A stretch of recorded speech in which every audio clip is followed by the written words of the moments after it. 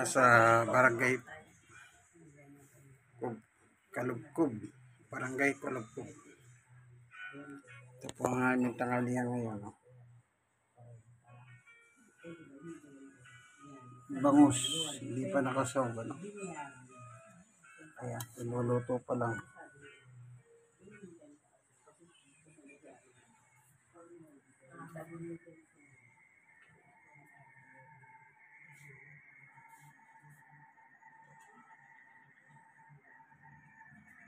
Ayan. Yung kanin, luto na po. Yung nakasapaw, brown rice.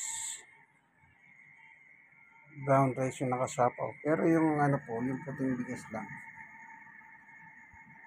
Takpan na natin. Ito luto ng bangus. Yung may miso, lutong miso. Ayan, masarap, lutong miso. No? Yung bangus. Lutong miso. Si Sister Baby po ang nagluluto, ano? Ito yung miso pala, ilalagay nyo. Miso. Ito yung pangasim niya. Ito pa yung dagdag ricados. Yan, ano?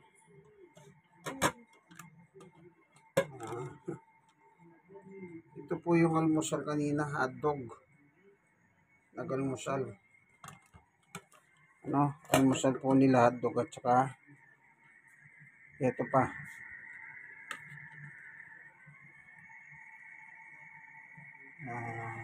Yan po ha. Yung noodles, ibang klaseng noodles po yan ha. Yan po yung nilutong almusal. Pa sila nagkape. Dito yung tinapay nila, no?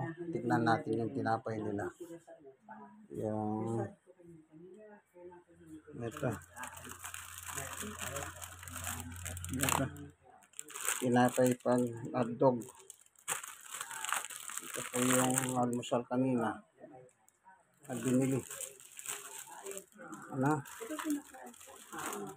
Then, kape. Nagkape rin po sila kanina umaga, no? Yan. Pero dito meron yung barakong gawa sa Vietnam. Sinubukan ko kahapon. Kanya lang matrabaho. Sinasala pa. Yan. Lahat ng yan nakita nyo po mula sa almusal tanghalian ngayon. Ano? Yan lahat ay binigay ng Diyos. Sa gaya ng sinasabi ng Panginoong Yesus sa Mateo 6:9, Ama namin nasa langit ka, sa verse 11, bigyan mo kami ng aming kakanin sa araw-araw. Kaya ang Diyos po nagbibigay ng pagkain na araw-araw. Ano? Kahit mayaman, mahirap, ano man ang estado mo, lahat ng kinakain mo, binibigay ng Panginoon Diyos. Amen? Amen. Laging unahin po natin ang Panginoon Diyos. Ano?